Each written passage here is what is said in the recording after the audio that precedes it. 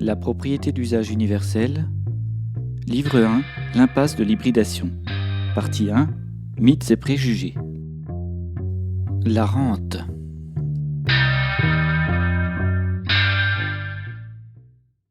Maintenant que nous avons désigné l'objet de la mobilisation des propriétaires lucratifs, le cœur de leur vie, la rente, il semble important de s'arrêter sur cette dernière pour en étudier les rouages. Bien que l'objectif soit de la supprimer, il convient de comprendre pourquoi une telle action est envisagée et indispensable. De plus, aussi incroyable que cela puisse paraître, il faut avouer qu'une majorité de ceux qui payent la rente s'en acquittent sans même pouvoir l'expliquer ni la quantifier.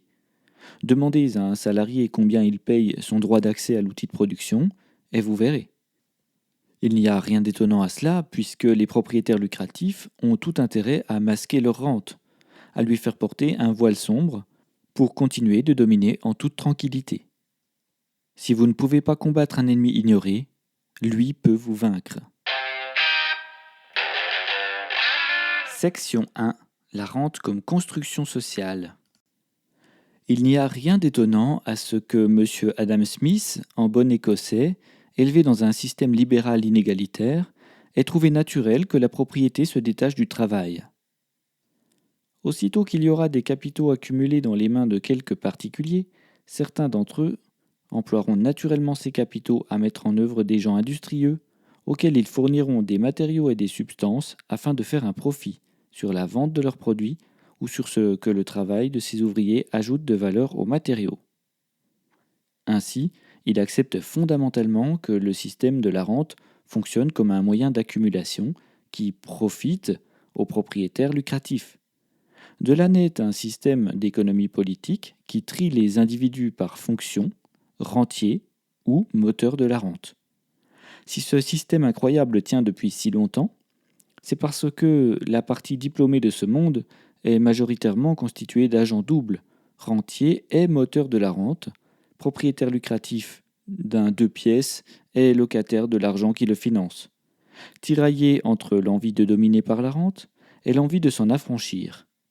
Ils veulent l'impossible, plus de justice sociale, d'égalité, la révolution, et les loyers de leurs locataires, le surtravail de leurs salariés, la contre-révolution.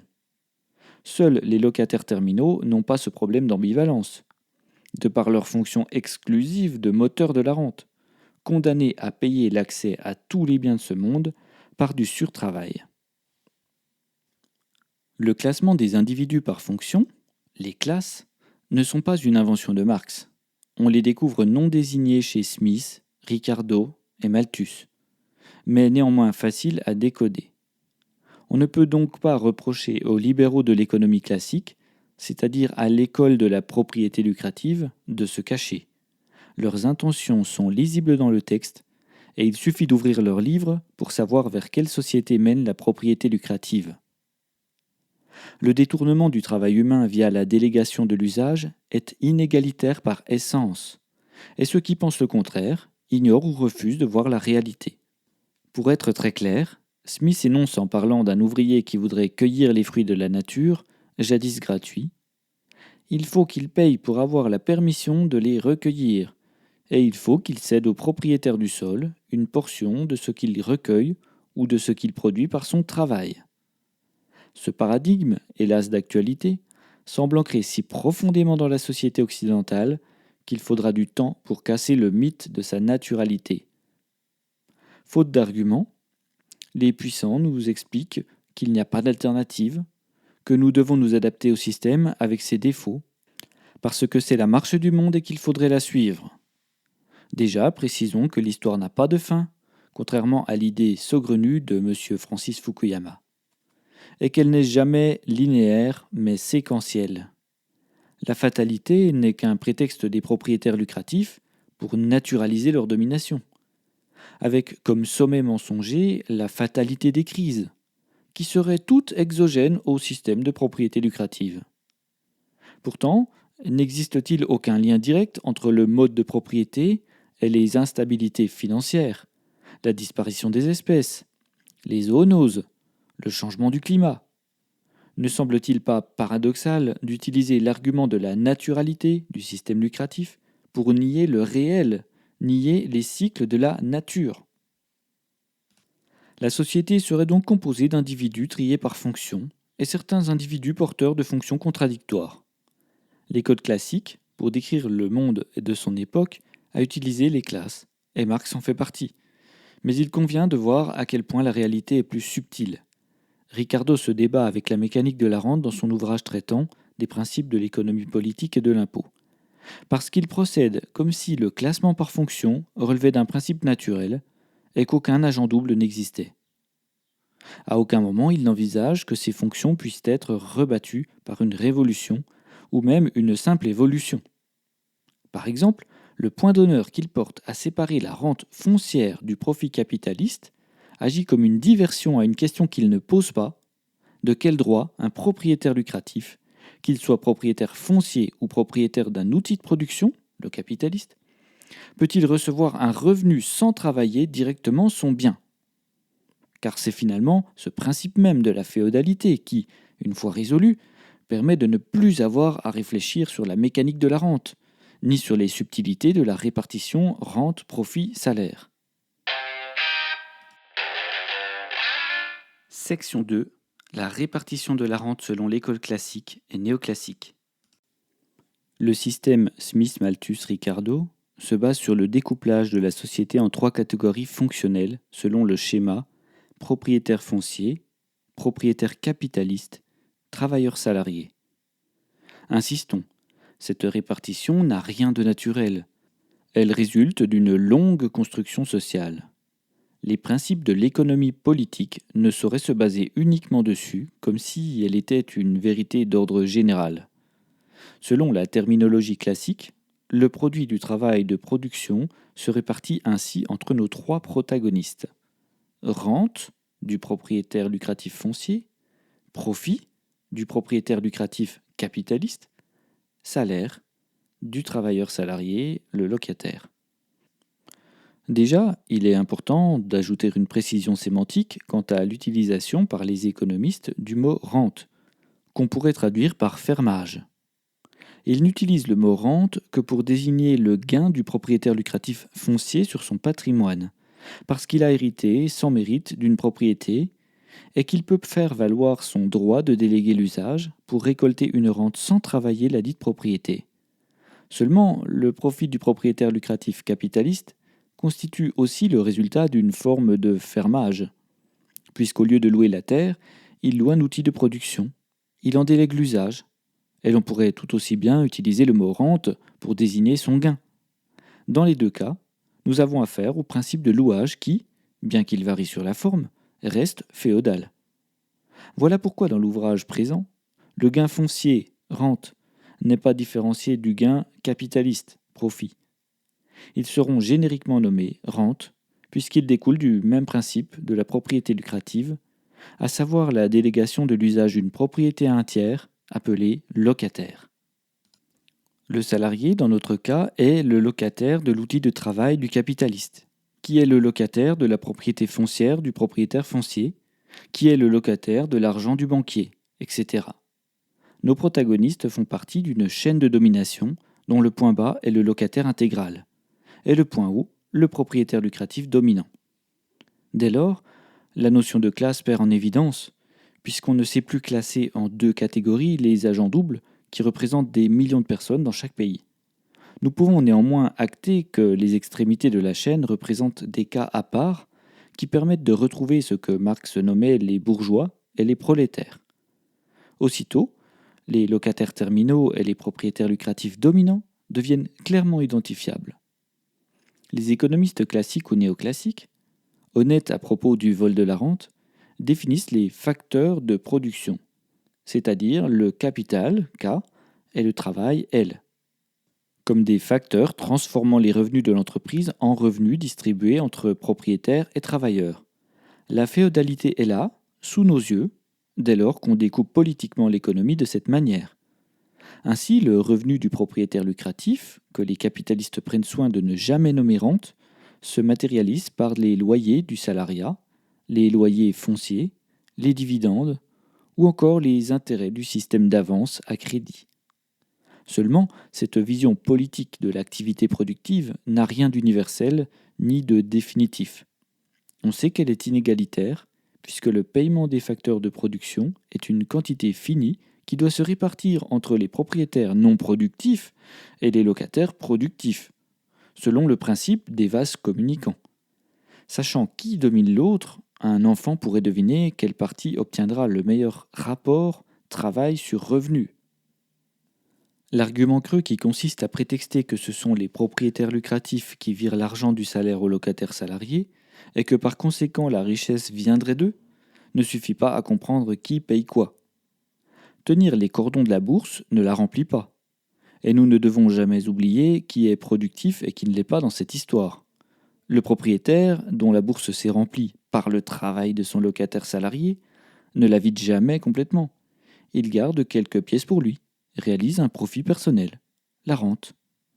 Si le travailleur était propriétaire, il tiendrait lui-même les cordons de la bourse et n'aurait aucun intermédiaire parasite à arroser pour avoir le droit de travailler. Tout l'argent volé par l'abus de position dominante du propriétaire lucratif lui reviendrait. Les manuels d'économie actuels enseignent donc la vision lucrative et féodale de l'économie, comme on enseigne l'arithmétique, comme une vérité naturelle et définitive, indiscutable.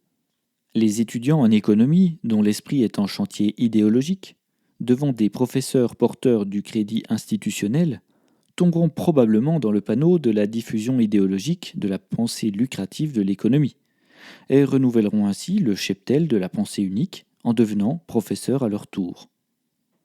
Si Ricardo s'est évertué à séparer la rente du profit, c'est pour la raison suivante.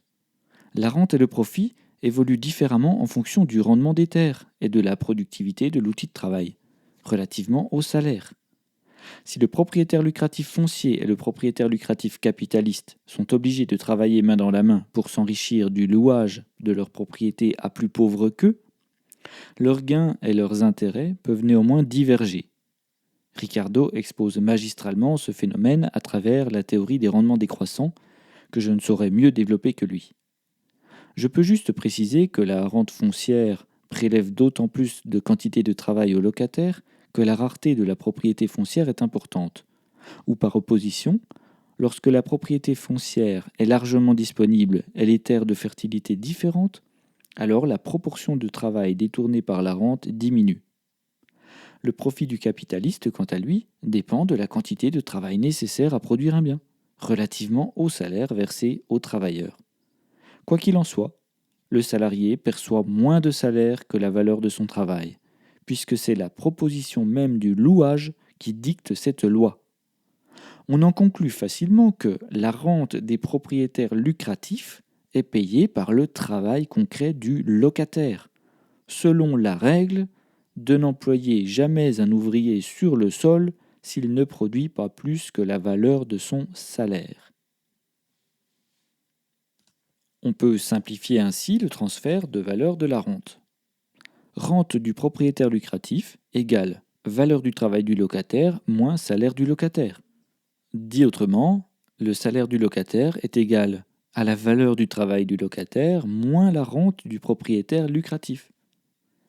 Dans ces conditions, on ne s'étonnera pas que le propriétaire de l'outil de production, le capitaliste, ait intérêt à la modération salariale, puisqu'il doit partager le fruit de l'échange de la valeur de la marchandise avec le salarié.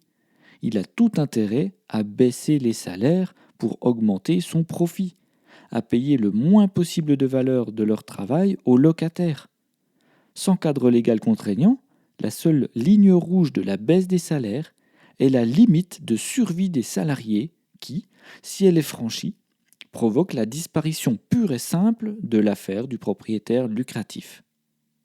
Cette limite basse, mathématiquement asymptotique de la pauvreté la plus extrême, s'observe dans les pays où les droits sociaux n'ont pas été conquis. Nous avons tous les images en tête de cette misère artificielle qui résulte d'une tension entre deux forces, une force du profit capitaliste qui tire les salaires vers le bas, issue de la volonté des propriétaires lucratifs de maximiser la rente, et une contre-force qui tire les salaires vers le haut, issue de la volonté de survivre du locataire, des lois sociales obtenues après des luttes difficiles, mais aussi de la volonté du propriétaire lucratif de voir perdurer son affaire, donc la nécessité pour lui de maintenir en vie ses locataires.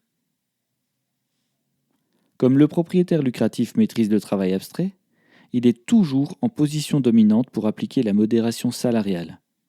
On voit comment dans le monde de la propriété lucrative, les salaires seront toujours payés au minimum de survie si aucune loi sociale ne vient lutter contre ce phénomène.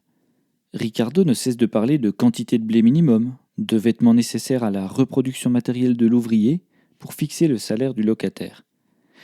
Il inscrit dans la normalité l'idée que la rente soit toujours prélevée jusqu'à la limite de la subsistance et que tout surplus doit obligatoirement se convertir en rente.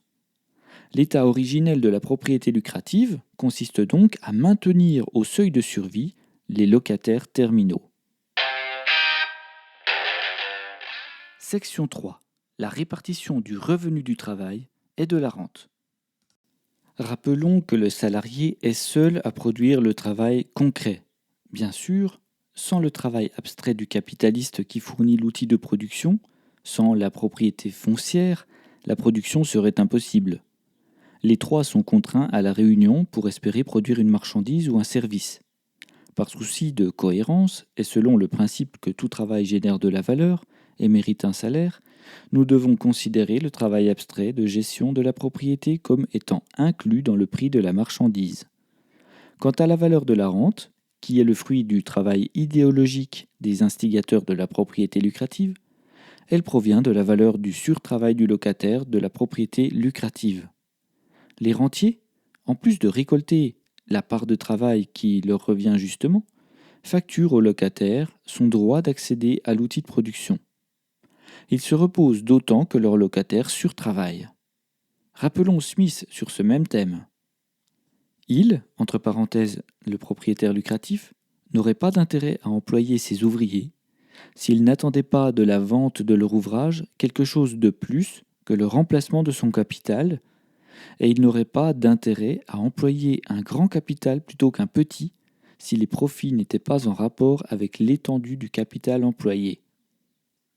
L'argument récurrent pour défendre le système féodal joue sur une ambiguïté. Si on supprime la rente, comment le propriétaire lucratif pourra-t-il investir, vous dira-t-on ? Or, l'investissement et la rente sont deux phénomènes distincts. L'investissement se paye sur la valeur du produit échangé, alors que la rente se paye par un transfert d'une partie de la valeur du travail du locataire vers le propriétaire lucratif. L'investissement peut donc exister sans rente et vice-versa. C'est la valeur de la marchandise qui contient de quoi acheter de nouveaux matériaux, le renouvellement de l'énergie et des machines, louer la force de travail concrète du producteur selon les désirs du travailleur abstrait. La rente n'a absolument rien à voir avec l'investissement. Répétons qu'elle agit à somme nulle. Elle n'est qu'un transfert du travail gratuit du locataire vers le repos du propriétaire lucratif. Confondre investissement, bénéfice et rente, c'est refuser de comprendre la propriété lucrative. C'est répandre de fausses informations. Si les locataires terminaux sont dominés par les propriétaires lucratifs, c'est parce qu'ils sont privés de l'accès à la propriété par leur extrême pauvreté, elle-même résultant de la modération salariale. Dans ces circonstances, les propriétaires lucratifs se payent en partie sur le principe que le locataire est obligé de passer par le péage féodal de la rente pour accéder à l'outil de production. Il doit fournir quelque chose de plus. Pour réaliser la production, on peut néanmoins additionner le travail de nos trois acteurs classiques pour obtenir un travail total égal au travail abstrait du propriétaire lucratif foncier, additionné du travail abstrait du propriétaire lucratif capitaliste, et additionné du travail concret du salarié. Le rôle le plus confortable est sans doute celui du propriétaire foncier lucratif. En effet, le travail de gestion administrative, de signature de bail, représente une tâche rapide et peu risquée. Les accidents de stylo ou d'ordinateur sont rares. Le capitaliste doit fournir l'outil de production, un capital, ce qui représente une tâche moins simple et plus risquée, quoiqu'on n'ait jamais vu une banque prêter de l'argent sans prendre toutes les garanties. Il tire néanmoins un profit qui, s'il n'était pas intéressant, aurait déjà mis fin au système de propriété lucrative depuis longtemps, ce qui n'est pas le cas, Le salarié, locataire terminal, représente le moteur indispensable aux deux autres. Il pourrait, s'il en avait le droit, gérer la propriété foncière de l'outil de production, c'est-à-dire fournir le travail abstrait pour compléter le travail concret. Mais le principe fondateur de la propriété lucrative vient du fait de l'avoir privé de ce droit. Non pas que la loi lui interdise d'entreprendre, mais que la société ne lui en donne pas les moyens. Maintenant, observons la répartition usuelle du travail entre ces trois entités classiques que sont la rente, le profit et le salaire. Par exemple, pour un travail total de valeur 100, on peut considérer généreusement que le propriétaire foncier, qui ne fait rien d'autre que de gérer sa propriété lucrative, travaillera environ pour 2% de la valeur du produit. Le capitaliste ayant pour tâche non pas de produire, mais de fournir et entretenir l'outil de production, travaillera approximativement pour 8% de la production.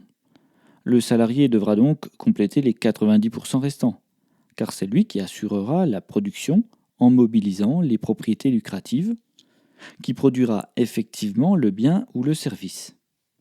On pourrait varier ces pourcentages donnés à titre pédagogique, ne pas être d'accord, mais une chose est sûre, jamais le travail des propriétaires lucratifs ne dépassera celui des locataires en quantité mesurable. Sinon, il manquerait de temps et de ressources physiologiques pour mobiliser toutes leurs propriétés. En conséquence, le nombre de propriétaires lucratifs ne pourra jamais dépasser le nombre de locataires. Voici évaporé le mirage du rêve américain. Dans un monde plus juste, mais pas encore égalitaire, nous aurions d'un côté les propriétaires lucratifs, qui récolteraient 10% de la valeur de la production totale en revenus, et de l'autre, le locataire, qui en récolterait 90%. Chacun travaillerait pour un rapport revenu sur travail de 100%, à savoir qu'il récolterait la totalité de son travail en revenus, ce qui est la règle dans la propriété d'usage. Mais dans le système de propriété lucrative, dont nous savons désormais qu'il se base sur l'abus de position dominante, le locataire qui fournit dans notre exemple 90% du travail de production doit payer un droit d'accès à l'outil de production, c'est-à-dire que son salaire est prélevé d'une rente qu'on peut estimer égale à la valeur du travail fourni par les propriétaires lucratifs, soit 10% dans notre exemple. Son revenu passe donc de 90 à 80% de la valeur totale de la production. Le locataire travaille donc pour 90% de la valeur de la production, mais ne reçoit que 80% de la valeur du bien produit en salaire. Nous avons donc les propriétaires lucratifs d'un côté qui sont payés pour 200% de leur travail, et de l'autre, le locataire qui est payé pour 89% de son travail. Toutes les fortunes du monde occidental sont basées sur ce principe. Dans un monde de propriété d'usage, pour une production d'une valeur de 1000 euros, nous aurions 900 euros de travail concret et 100 euros de travail abstrait, le tout réalisé par les propriétaires d'usage mutuel. Chacun serait payé pour ce qu'il a effectivement travaillé. Mais dans un monde de propriété lucrative, les travailleurs abstraits, que sont les propriétaires lucratifs, prélèvent la rente sur le salaire du locataire terminal, celui qui produit les 90% de travail concret. Sur les 1000 euros de production totale, le locataire ne recevra non pas 900 euros, mais 800 euros, puisqu'il devra s'acquitter du péage féodal de la rente, élevé de 100 euros, pour avoir le droit de travailler. Il serait tellement plus simple de laisser les producteurs devenir propriétaires de l'outil de production et de les payer selon leur participation à la production. Bien sûr, les chiffres présentés n'ont d'utilité que pour illustrer le principe de la rente. On peut les varier à souhait, complexifier le calcul, mais le résultat sera toujours que les locataires doivent payer pour travailler dans la propriété lucrative.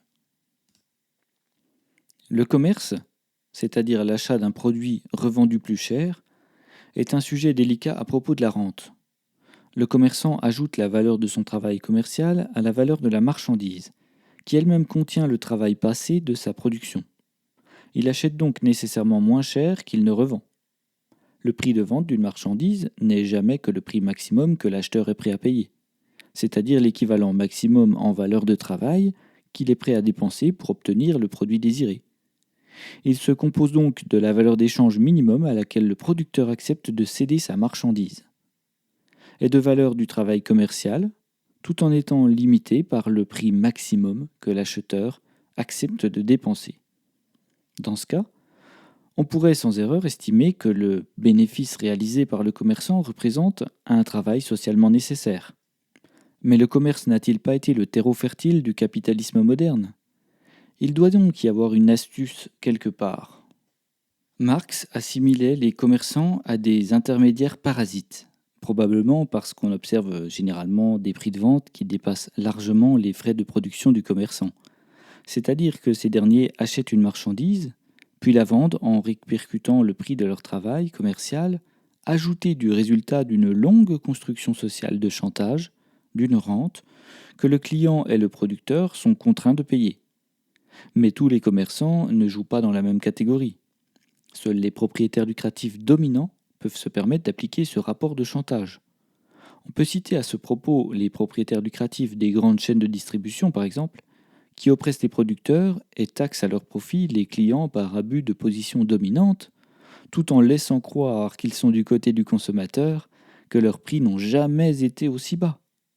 Si ce grossier mensonge était vrai, qu'il roulait pour le consommateur, alors il n'y aurait aucun dividende pour les actionnaires, puisque ceux-ci sont une perte parasitaire pour le consommateur. Simple question de priorité. Comme le rappelle M. Joseph Schumpeter, la propriété lucrative n'a aucune destinée philanthropique. Il dit: n'est-on pas, en fin de compte, parfaitement fondé à soutenir qu'il n'existe guère de parallélisme entre la production pour le profit et la production pour le consommateur, et que le régime de l'entreprise privée n'est guère davantage qu'un système visant à comprimer la production aux fins d'extorquer des profits, lesquels devraient être bien plutôt qualifiés de dîmes ou de rançons. Si les propriétaires lucratifs peuvent vendre au-delà de leurs frais de production, faire baisser les revenus des producteurs tout en augmentant les prix de vente, c'est parce qu'un énorme travail de construction idéologique leur permet de concrétiser ce rêve. Nous pourrions ainsi considérer le travail idéologique qui consiste à modifier les rapports de valeur-travail entre acheteurs et vendeurs, soit constitutif de la valeur de la marchandise, et qu'il se rembourse par l'appauvrissement successif des maillons de la chaîne du profit. Les propriétaires lucratifs récoltent les fruits des graines de leurs idées. Ainsi, le travail idéologique avancé se rembourse en survaleur prélevée aux producteurs et aux consommateurs, non pas directement sur la marchandise, mais grâce au surtravail inclus dans sa valeur d'échange. Le producteur est sommé de baisser son prix de vente, donc de baisser le prix d'échange de son travail, travailler davantage à perte qu'il ne le faisait déjà. Et le consommateur, bien que les prix soient illusoirement bas, finance les dividendes partagés entre les porteurs de titres de la propriété lucrative, les actionnaires, par une augmentation des prix. Ils doivent surtravailler pour être en mesure de s'acquitter de la taxe rentière. La valeur de la marchandise s'incrémente alors du travail idéologique des propriétaires lucratifs dominants. La rente agit ici de manière sournoise, impossible à mesurer, à estimer. On peut décréter qu'elle apparaît lorsque le modèle idéologique est opérationnel. Elle ne nécessite presque plus aucun travail idéologique supplémentaire. À partir de ce moment, la valeur de la marchandise contient la survaleur du travail idéologique qui a précédé. Tout comme une propriété intellectuelle facture des droits postérieurs au travail productif, le produit portera la valeur du travail idéologique du propriétaire lucratif dominant. Le travail publicitaire offre un exemple d'outil de travail idéologique. Il injecte sa valeur au produit et en fait augmenter le prix ou le nombre d'unités écoulées. Section 4. La chaîne des dominations par la rente. Cependant, l'interdépendance de nos protagonistes est plus complexe que les apparences ricardiennes ne veulent bien le montrer.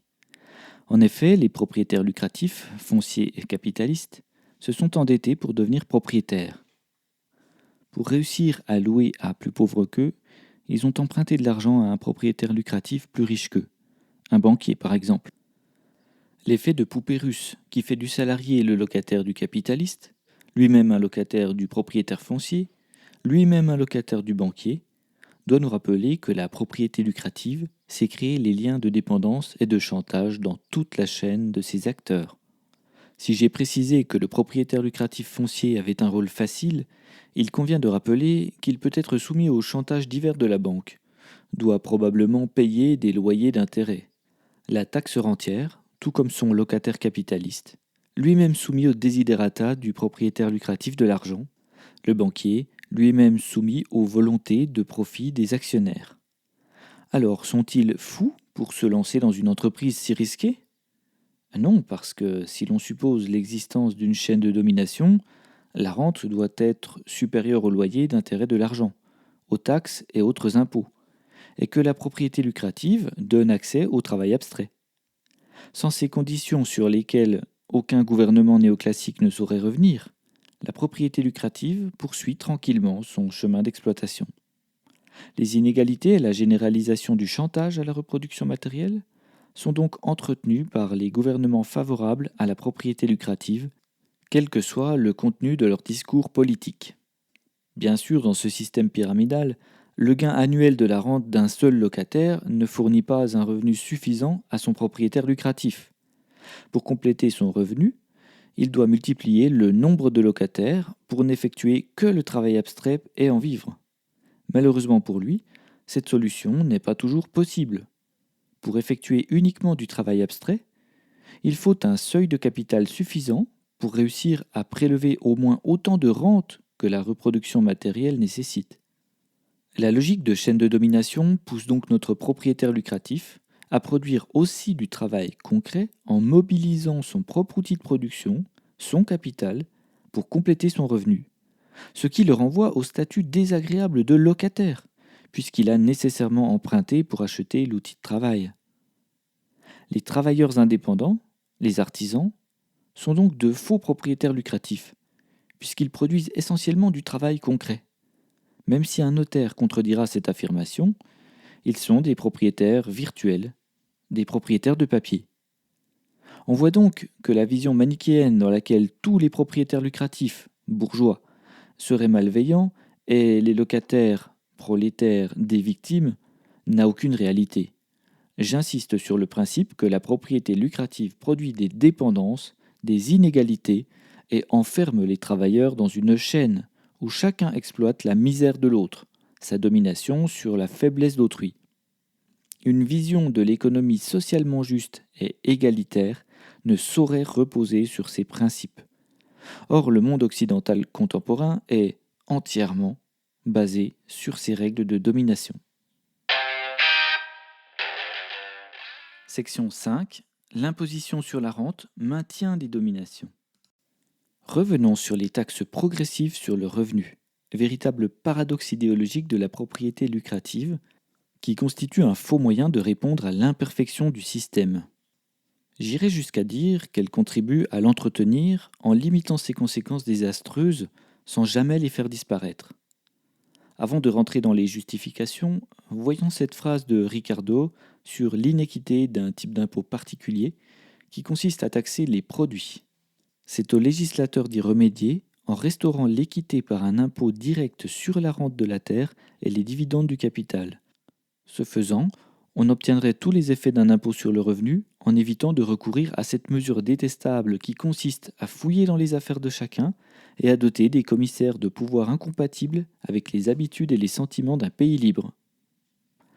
Ricardo admet donc la justice supérieure d'imposer les revenus au lieu des produits, tout en formulant une demande libérale réservée aux capitalistes. Son raisonnement est cohérent si on se place dans son mode de pensée. Maintenant, observons l'étrangeté de la proposition de soumettre à l'imposition sur le revenu les locataires terminaux, alors qu'ils motorisent la rente par leur travail concret. Tout est question de priorité. Si la priorité c'est la rente, et que la modération salariale ne laisse aucune marge aux locataires pour s'acquitter d'un impôt sur le revenu, alors on exonérera le locataire. Le discours qui fait de l'exonération un geste de bienfaisance prend ainsi une dimension éminemment politique.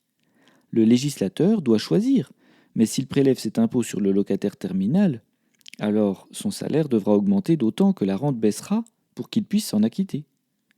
Ce dernier, s'il devait payer la rente et l'impôt, risquerait de mourir de faim ou de froid, car il est déjà soumis au minimum de survie, à la règle de la modération salariale. Comme on ne peut être plus misérable qu'un misérable, le rentier est le grand bénéficiaire de l'exonération de l'impôt sur les bas revenus, car elle lui permet d'augmenter sa rente en maintenant les salaires au minimum vital. Ainsi, le législateur choisit son camp. Le revenu du propriétaire lucratif est constitué d'une part faible de travail abstrait effectué par lui-même et d'une part de rente prélevée sur le travail du locataire. La taxation sur le revenu va donc automatiquement prélever une partie de cette rente. On pourrait en déduire qu'un prélèvement sur la rente redistribuée par l'État au locataire terminal est bénéfique pour son revenu, et c'est le cas. Mais il convient de poursuivre la réflexion au-delà de ce point basique. Déjà, s'il faut recourir à une collecte pour redistribuer une richesse, c'est qu'un surplus est constitué quelque part. Nous savons qu'il se trouve chez le propriétaire lucratif. Et nous savons qu'il n'a pas d'autre origine que la rente. De plus, nous venons de voir que le travail abstrait était toujours inférieur en quantité par rapport au travail concret. Et c'est toujours sur le travail concret que la rente est finalement prélevée.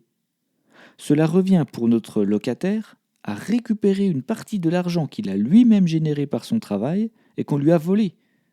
Ou à l'inverse, à laisser au rentier ce que la redistribution de la taxe ne lui permet pas de récupérer. Cette scène digne d'une grossière arnaque se reproduit à l'infini depuis des siècles sans susciter l'émotion. Nous avons donc un système qui autorise le propriétaire lucratif minoritaire à prélever une somme d'argent sur le travail concret majoritaire, la rente, et des gouvernements qui, tout en autorisant ce détournement, demandent à ce même propriétaire lucratif de rendre une partie seulement de cette somme via l'impôt. Le taux d'imposition sur la rente ne pouvant atteindre 100% sans remettre en cause la propriété lucrative, tous les gouvernements qui cautionnent le détournement de la rente collectent et redistribuent moins de taxes que la rente a permis d'accumuler. L'impôt sur la rente n'a donc aucun effet sur les dominations. La quantité totale de travail d'un pays étant finie à chaque instant, et le travail abstrait réservé aux propriétaires lucratifs structurellement minoritaires, c'est par principe des vases communicants que se forme automatiquement une aristocratie de propriétaires lucratifs dominants, ceux qui dominent la chaîne de l'exploitation par le louage. L'impôt étant toujours inférieur à la rente, il ne viendra jamais à bout de ce système. La constitution d'une aristocratie dominante n'a donc rien de naturel. Elle fait partie de l'ADN de la propriété lucrative. Elle résulte d'un mode de civilisation. L'observation millénaire de la répartition tripartite, propriétaire foncier, capitaliste, salarié, et du cloisonnement entre le travail abstrait et le travail concret, ne doit pas laisser croire à une sorte d'immuabilité. Ce serait détruire le mot politique de penser un monde figé, définitif, ce serait transformer la résignation en loi. Si la propriété lucrative s'est produite le plus souvent, c'est parce qu'elle favorisait la minorité dominante. Les propriétaires lucratifs dominants et leur cours politique. L'impôt sur la rente n'est qu'un leurre pour occuper les oppositions. Et on ne peut que remarquer son inaptitude à résoudre les inégalités. Puisque ce sont toujours les propriétaires lucratifs dominants qui tirent le plus de revenus avec le moins de travail, et que la transmission des titres de propriété favorise leurs héritiers, on comprend comment s'est consolidée la noblesse à presque toutes les époques. A l'inverse, le maintien de la rente appauvrit les travailleurs majoritaires et grave leur domination dans le marbre. Je ne détaillerai pas ici tous les régimes féodaux qui fonctionnent aussi sur le système de propriété lucrative, en prélevant autoritairement une rente sur l'effort des travailleurs, c'est-à-dire en soumettant les travailleurs à divers droits de péage, souvent payés en nature. Section 6. L'imposition sur la rente ne redistribue pas le travail abstrait. La redistribution de l'impôt n'a aucun effet sur le travail lui-même et ne saurait répondre aux besoins d'émancipation des producteurs du travail concret. Si le Fonds monétaire international, véritable institution de sauvegarde de la propriété lucrative, a recommandé d'augmenter les impôts sur les plus riches en avril 2021, en pleine pandémie mondiale de Covid-19, il faut y voir non pas une volonté de rétablir une justice sociale ou de lutter contre les inégalités, mais un moyen de protéger le territoire réservé des propriétaires lucratifs, à savoir la maîtrise du travail abstrait. Que cette recommandation ait été prononcée en connaissance de cause ou non ne change rien à son résultat. On pourrait dire la même chose de la hausse de l'imposition des revenus sous Roosevelt, qui concernait quelques propriétaires lucratifs, outrancièrement riches, et dont le pourcentage d'apparats vendus par les médias concernait uniquement la dernière tranche d'imposition, et pouvait être soumise à de multiples déductions. Le système de propriété lucrative fournit un travail d'institutionnalisation de la tranquillité des propriétaires lucratifs dominants. Je répète que la distribution des revenus de la rente n'empêche pas les rentiers de la propriété lucrative de voler du travail aux locataires et ne redistribue jamais la maîtrise du travail abstrait. Même un impôt sur la rente à 100%, c'est-à-dire sa suppression pure et simple, ne rendrait pas le travail abstrait aux locataires, puisqu'il faut être propriétaire pour avoir ce droit. Section 7. La répartition du travail abstrait et du travail concret. Le bon sens voudrait que le travail humain appartienne au travailleur, c'est-à-dire que le travailleur soit payé pour ce qu'il travaille, et non inférieurement, comme c'est le cas dans toutes les propriétés lucratives. Nous pourrions rendre le travail abstrait à ceux qui mobilisent la propriété pour ce qu'elle est, les travailleurs. La rente, différence entre la valeur du travail du locataire et le salaire qu'on lui verse, ruisselle dans la poche du propriétaire lucratif. Cependant, nous l'avons vu, il n'est pas question de nier le travail abstrait en tant qu'il reste effectivement un travail, et qu'il possède une valeur que nous avons estimée dans notre exemple à 10% de la valeur totale de la production. Smith, toujours, précise que les profits, dira-t-on peut-être, ne sont autre chose qu'un nom différent donné au salaire d'une espèce particulière de travail, le travail d'inspection et de direction. La preuve que ce travail existe, mais qu'il est minoritaire en proportion de la valeur totale, est que dans toutes les entreprises, le nombre de gestionnaires de l'outil de production et de la propriété foncière ne dépasse jamais celui des producteurs de la marchandise. De plus, demandons-nous pourquoi ce travail, qui mérite parfaitement sa rémunération selon sa valeur, justifierait-il qu'un prélèvement sur le salaire du locataire vienne en compléter le revenu, alors qu'il est au départ un travail sans originalité? Et pourquoi serait-il réservé à une catégorie particulière de personnes? Après tout, il est facile de démontrer que si le travailleur était un propriétaire d'usage, et l'inspecteur-directeur aussi, alors on pourrait répartir la valeur fournie par chacun d'eux dans l'entreprise de production. La valeur du travail de production serait égale à la valeur du travail abstrait additionnée de la valeur du travail concret.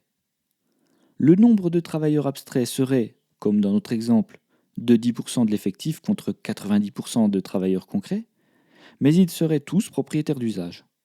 Rien n'interdirait non plus de diffuser le travail abstrait dans le travail concret, en permettant par exemple à chaque travailleur de réaliser 90% de travail concret et 10% de travail abstrait. La supposition que l'un devrait voler l'autre parce que le droit l'y autorise, que l'un devrait travailler gratuitement pour augmenter le revenu de l'autre, perdrait son fondement, puisque les deux doivent être réunis pour assurer la production. C'est la division du travail chère à Smith qui pose cette condition. Dans un monde de propriété d'usage, le travail abstrait et le travail concret appartiennent à l'ensemble des propriétaires d'usage réunis pour assurer la production. Libre à eux de répartir ce travail comme il leur semble favorable. La valeur du travail des propriétaires lucratifs n'a rien d'extraordinaire qui justifie leur droit de prélever une rente sur le salaire des locataires. Certes, on pourrait considérer qu'à son époque, la noblesse anglaise n'est pas déméritée pendant les guerres napoléoniennes, par exemple, et qu'à ce titre, on lui a laissé un avantage compétitif sur le monde ouvrier, en lui permettant de mettre en location du capital pour générer une rente, ou tout simplement par la location des biens fonciers de la terre héritée. Mais les gloires du passé ne justifient pas que cet avantage compétitif sur les locataires devienne éternel. Et il n'y a plus rien aujourd'hui qui puisse légitimer au nom de l'histoire qu'une rente soit prélevée sur le travail par les propriétaires lucratifs. La proposition de la propriété d'usage consiste donc à fusionner le travail concret et le travail abstrait au sein de chaque propriété d'usage, en supprimant le statut de rentier et en incluant les producteurs dans le travail abstrait, ce dont la propriété lucrative est incapable. Évidemment, Le schéma présenté contredit la vision purement marxienne du salariat, à savoir que pour Marx, le salaire n'est pas la part du travailleur dans la marchandise qu'il a produite, le salaire est la part de marchandise déjà existante avec laquelle le capitaliste achète, pour son usage, une certaine somme de travail productif. Le propriétaire lucratif reste néanmoins un transformateur d'argent en argent via le travail de son locataire, qu'il achète comme n'importe quelle marchandise, et qui lui permet de vendre une production pour transformer son argent investi en argent récolté. Ainsi, le schéma argent-marchandise-argent n'est pas violé, et il nécessite toujours, au risque d'être absurde, de récolter une somme supérieure à la somme investie. Il va de soi que pour avoir la capacité de transformer de l'argent en argent, acheter l'outil de travail et la marchandise travail en bon investisseur, le propriétaire lucratif ne doit pas en être à sa première accumulation. Au fil des vols féodaux que la rente lui aura permis sur le travail de ses locataires, ou selon sa bonne naissance, il aura constitué le capital monétaire ou foncier qui lui donnera précisément sa capacité d'acheter l'outil de travail et la marchandise travail. Le choix d'avoir présenté le salaire comme émanant de la production échangée réside dans la temporalité qui définit les échanges monétaires entre le propriétaire lucratif et son locataire. En effet, si le propriétaire lucratif doit avancer tout de suite l'outil de travail et les matières nécessaires à la production, par exemple en début de mois, rien ne lui a interdit de payer son locataire en fin de mois, après l'échange. On peut ainsi supposer que l'argent du salaire ne soit pas une avance capitalistique, mais qu'il provienne de l'échange de la production. Supposons que la production demande plus de temps que la période de paiement mensuel donnée en exemple. Le propriétaire lucratif devra payer son locataire en prélevant sur son capital. Il reste néanmoins que c'est le produit de la vente qui remboursera toutes les avances du propriétaire lucratif dont le salaire du locataire aura fait partie. Section 8. Le travail productif, le travail improductif et la rente. Le vieux débat sur ce que Smith définissait comme un travail productif et un travail improductif n'est pas éloigné de la thématique de la rente. Smith parle généralement de travail productif lorsqu'une marchandise échangeable est produite, et le travail improductif lorsque l'emploi d'un salarié ne produit aucune marchandise échangeable. Lorsque le travail consiste simplement à changer d'un état A à un état B l'objet de la production. Pour rester dans l'univers de Smith, prenons l'exemple d'un domestique qui transforme une maison en désordre en maison arrangée. La valeur de la production réside dans le travail nécessaire à changer l'état de la maison. Comme il ne reste aucune marchandise échangeable à la fin de la production, le travail effectué ici est défini par Smith comme un travail improductif. La séparation de la production des biens de la production des services correspond à une première vision de la séparation entre du travail productif et du travail improductif. Elle est plus sémantique que réelle, mais nous allons tout de même l'étudier en détail. Dans le cas du travail improductif vu par Smith, si l'on conserve le schéma de fonctionnement de la propriété lucrative, on constate deux cas très différents. Premier cas, l'acheteur de la production est un client. Rien ne change par rapport au travail productif, même si aucune marchandise échangeable n'est produite. Bien que l'objet de la production soit un service, le principe de la délégation de l'usage de la propriété à un locataire est conservé. Le travailleur sera payé inférieurement à la valeur de son travail, et le propriétaire lucratif empochera la différence, la rente.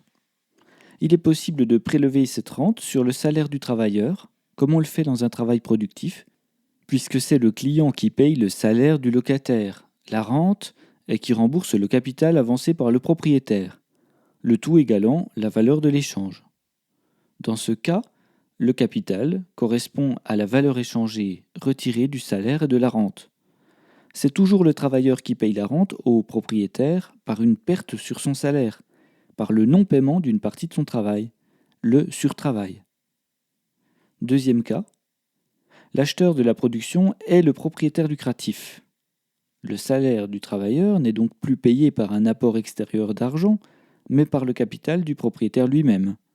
Dans cette situation, le capital sert à payer le salaire du locataire et l'outil de production loué. On pourrait penser a priori que la rente ait disparu. Mais non. Le prélèvement de la rente revient pour le propriétaire à se rembourser d'une partie du capital qu'il a dépensé pour que la production se réalise.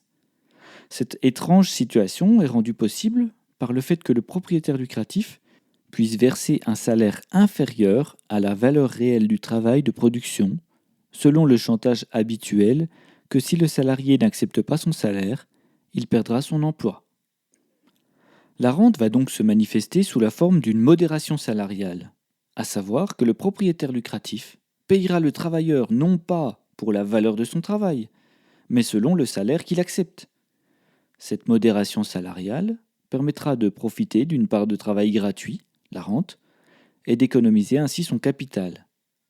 Dans ce cas précis, la rente n'est jamais officiellement comptée puisqu'elle n'apparaît pas comme telle dans le rapport financier. Elle possède néanmoins une réalité puisque le salarié ne récupère pas le fruit de son travail et par principe des vases communicants, le transmet au propriétaire lucratif par l'économie de capital qu'il réalise. Le salarié se voit toujours soumis au rapport de chantage à la reproduction matérielle et n'a pas accès au travail abstrait. Le rapport de domination reste donc inchangé. Une deuxième vision du travail improductif, c'est de soumettre le travail au rapport social de l'utilité. Jusqu'à présent, dans l'économie de la propriété lucrative, on marque une séparation nette entre deux catégories, les productifs et les improductifs, qui n'a rien à voir avec la frontière bien-service que nous venons de voir. Pour être très clair, du point de vue du propriétaire lucratif, les productifs sont ceux qui mobilisent une propriété louée, un capital, qui génèrent de la rente ou qui en vivent. Les improductifs, tous les autres. Il n'y a rien d'étonnant à ce que ceux qui vivent de la rente articulent leur vocabulaire autour d'elle. Résumons. Si vous êtes salarié ou propriétaire lucratif, vous êtes productif. Vous mobilisez du capital et vous générez ou captez la rente. Si le marché lucratif vous a exclu par le chômage, par le manque de qualification, parce que vous portez ou vous élevez un futur travailleur, parce que vous êtes trop jeune ou trop vieux pour travailler, malade, accidenté ou bénévole, alors vous êtes improductif. Vous ne mobilisez pas de capital, vous ne générez aucune rente, vous n'existez plus, vous devenez une charge, une dépense. Telle est la triste vision du monde des propriétaires lucratifs. La motivation insatiable à la rente permet de retrouver les points de bataille de la contre-révolution néolibérale, opérée par les propriétaires lucratifs contre tous les acquis sociaux. Parmi ces points, il y a la résistance absolue de lier le salaire à la personne, voire la résistance à la notion même de salaire. Si le travail à la tâche des indépendants représente une finalité pour les propriétaires lucratifs, c'est qu'il engage peu de capital, et pour le temps de la tâche uniquement, ce qui est la solution la plus rentable. Il limite les risques pris par le propriétaire et réduit le travail abstrait nécessaire à mobiliser le capital. Le capitalisme de plateforme numérique rentre typiquement dans ce genre de revendication. En payant à la tâche ses travailleurs, en automatisant la distribution et la rémunération des tâches pour récolter efficacement la rente, c'est-à-dire avec le moins de travail abstrait possible. La simple notion de salaire représente un objet de lutte pour les propriétaires lucratifs, au sens où il faudrait la détruire, puisqu'elle engage le capital pour une durée supérieure au temps simple d'exécution de la tâche. Elle leur demande davantage de travail abstrait pour reproduire l'acte de la rente aussi longtemps que le salarié est engagé. L'inconcevable pour les propriétaires lucratifs, c'est de payer une personne pour sa qualification et non pour son poste. Pourtant, c'est selon ce modèle que l'État mobilise ses fonctionnaires titulaires et l'on ne peut nier qu'il assure avec une fiabilité horlogère la sécurité de la propriété lucrative, en éduquant ses enfants, en défendant le pays, en écrivant les lois, en soignant les maladies et les accidents du travail, en assurant l'ordre. En France, les policiers ou gendarmes qui dispersent les manifestants pour protéger les intérêts des propriétaires lucratifs ne sont pas encore des mercenaires payés à la tâche. De manière générale, la propriété lucrative nie toutes les formes de travail qui ne mobilisent pas de capital, qui ne génèrent pas de rente. Par exemple, Si vous codez bénévolement un logiciel libre, vous êtes improductif, ça n'est pas du travail. Si vous créez une start-up qui code le même logiciel, mais qu'il est payant ou gratuit avec publicité, ou avec des captations de données personnelles commercialisables, donc payant, vous êtes productif. Vous travaillez. Pour elle, un maximum de biens et de services doit passer par la location de l'usage, pour que son capital travaille le plus possible, pour prélever les droits de péage à l'outil de travail. Son emprise insatiable est seulement freinée par la rentabilité et par le cadre légal de notre société. Ce qui n'est pas rentable mais utile socialement ne l'intéresse jamais, puisque c'est contraire à son essence. On se doute que la protection de l'environnement ne peut l'intéresser que s'il y a une rente à exploiter. Son rapport à l'utilité est donc conditionné par la rente. Pour la propriété lucrative, ce qui génère une rente est considéré comme utile socialement, et ce qui ne génère pas de rente est considéré comme inutile socialement. Or, la réalité du monde ne peut tourner autour de ce point de vue mercantile. Où passe l'intérêt général ? Les propriétaires lucratifs dominants faussent le débat sur l'utilité, puisqu'on entend leur point de vue plus fort que les autres, et par un processus de manipulation des foules, des prêches médiatiques incessants, il finit par agir comme la fable religieuse. La violence des mots étant son habitude, la propriété lucrative nomme les personnes qui le privent de rente population inactive.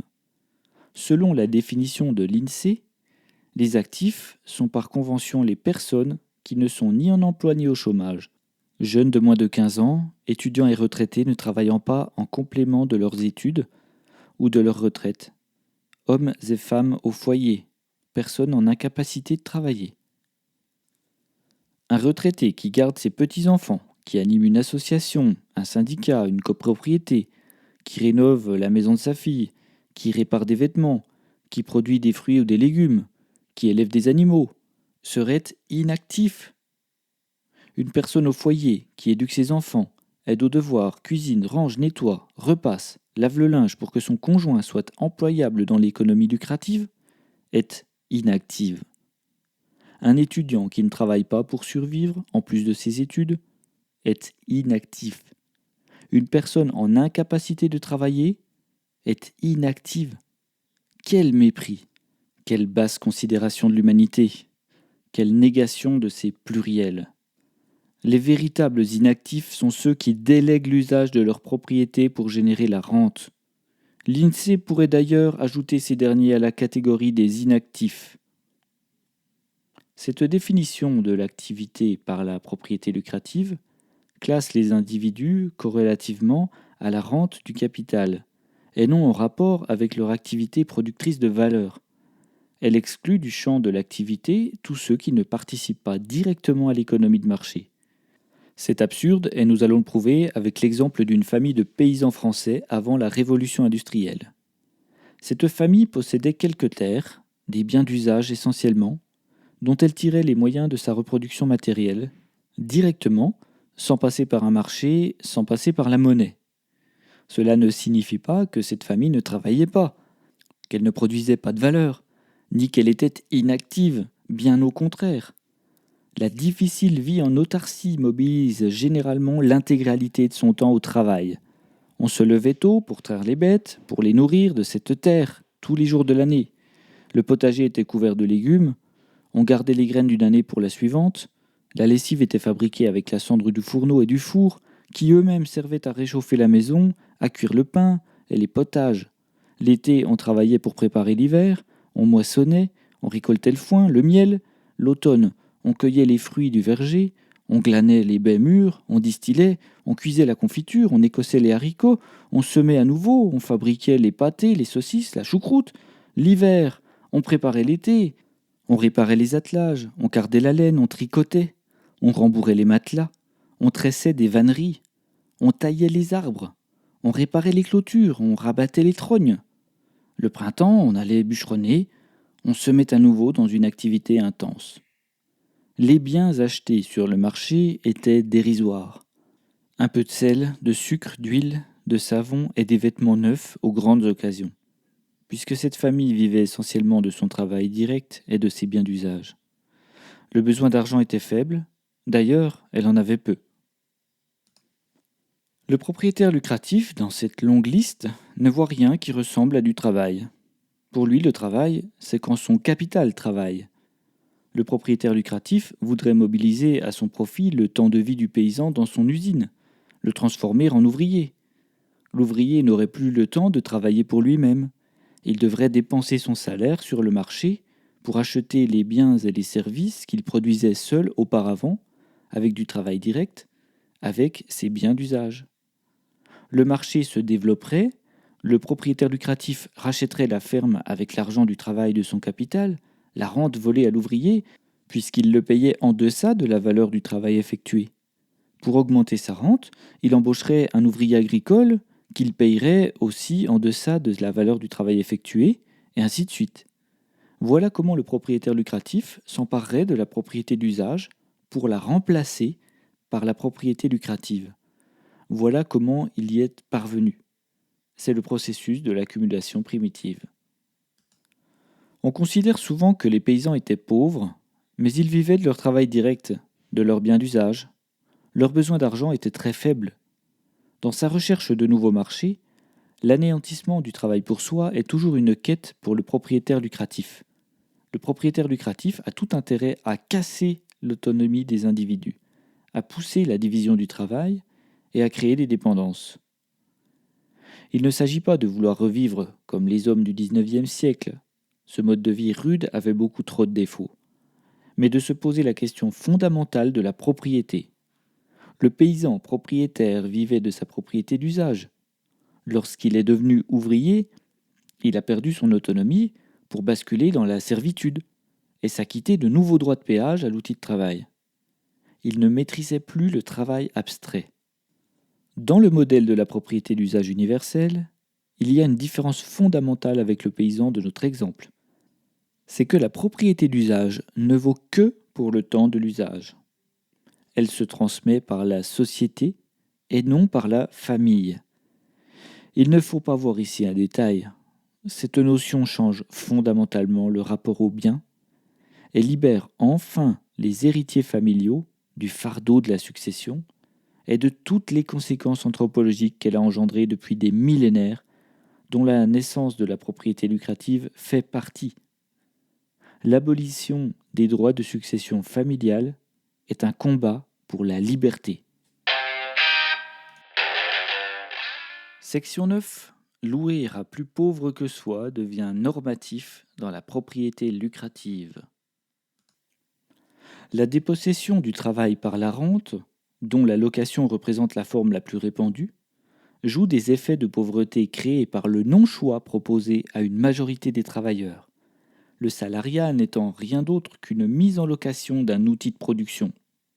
Dans ces conditions, la finalité de l'entreprise tenue par un propriétaire lucratif n'est donc plus de produire un bien ou un service, mais de voler un maximum de travail dans les limites que le marché, la survie de son locataire et la loi l'y autorisent. Tous les acteurs de la propriété lucrative cherchent à louer à plus pauvre et à plus faible qu'eux. Et on s'étonne que l'éthique de ce modèle provoque la destruction du vivant. Je n'aborde pas encore le rôle des machines dans la rente, ni la surproduction, surdestruction qu'elles engendrent. Si demain on redistribuait aux salariés la valeur totale de leur travail, les propriétaires lucratifs perdraient toute motivation d'investir.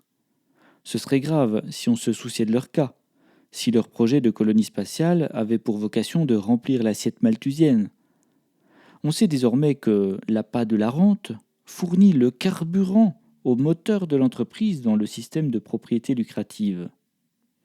On sait aussi que le travail abstrait est réservé aux propriétaires lucratifs. On peut en déduire que la motivation d'entreprendre pourrait émaner des travailleurs si on leur laissait la possibilité de maîtriser le travail abstrait, ce qui n'est actuellement pas le cas. Cela révèle du domaine mythique de penser que le salarié est apathique par essence. Voici une conséquence de la privation du travail abstrait imposée par le régime de la propriété lucrative. Dans la propriété d'usage, le travail abstrait se diffuse auprès de tous les travailleurs. Par simple logique du nombre, la motivation d'entreprendre est décuplée. Il n'y a donc pas d'inquiétude à avoir. Les propriétaires lucratifs sont avantageusement remplaçables par les producteurs, qui prendront des décisions beaucoup plus intelligentes et seront capables de dépasser le bas mercantilisme des entreprises actuelles. Les anciens patrons deviendront des travailleurs parmi d'autres, récupéreront eux aussi l'intégralité du fruit de leur travail. Ils ne seront pas lésés. On leur interdira simplement de voler le travail des autres, de leurs collègues. Chaque personne instituée dans le corps d'une entreprise de propriété d'usage gagnera sa part de travail. Elle générera à la fois sa propre richesse et par effet d'aubaine proudhonienne, celle de la société et celle de l'humanité. Mais actuellement, sous la pression du chantage à la reproduction matérielle, le locataire n'a pas d'autre alternative que de céder une partie de son travail au propriétaire lucratif, c'est-à-dire au rentier. La valeur d'échange étant un moyen de cristallisation du travail humain, il semble évident que sa captation rentière constitue une confiscation du plus fort au plus faible, comme dans une cour de récréation où quelques gros bras font la loi. Le capital financier trouve sa naissance dans ce phénomène peu glorieux, et les quantités stockées dans les marchés financiers offrent une idée de l'ampleur du détournement, donc de la puissance du travail abstrait laissé aux propriétaires lucratifs. Pour terminer, j'ajouterai que la rente du banquier provient du travail de ses locataires, les emprunteurs. Si l'argent détruit au retour d'un crédit correspond effectivement à la somme prêtée, le locataire doit s'acquitter de la rente représentée par les intérêts. C'est la raison de vivre de tout établissement de crédit. Ce sera la raison de sa disparition, si on supprime la propriété lucrative. Car il n'y a pas d'argent magique. Cette rente provient du travail détourné aux bénéficiaires du prêt contre le service bancaire. Ce pauvre bénéficiaire, qui n'a d'autre choix que de se financer de cette mauvaise manière, doit rémunérer un propriétaire lucratif monopoliste, comme on s'acquittait des banalités au Moyen-Âge pour cuire son pain dans le four du Seigneur. Enfin, la quantité d'intérêts collectés auprès de notre emprunteur augmente la quantité de travail stocké dans la sphère financière. Autant de quantités de travail redéployables ou non, selon le bon vouloir du prêteur. La rente a donc pour effet indésirable de laisser s'évaporer la valeur d'échange du travail dans les nuages de la finance. Or, contrairement à ce que prêchent les économistes néolibéraux dans les matinales médiatiques, il est tout à fait possible de se passer de ce système en fonctionnant selon la logique de cotisation-subvention. Les établissements de crédit, la bourse, restent des institutions de financement parmi d'autres, et rien ne prouve qu'elles sont favorables, et encore moins indispensables au fonctionnement d'une économie.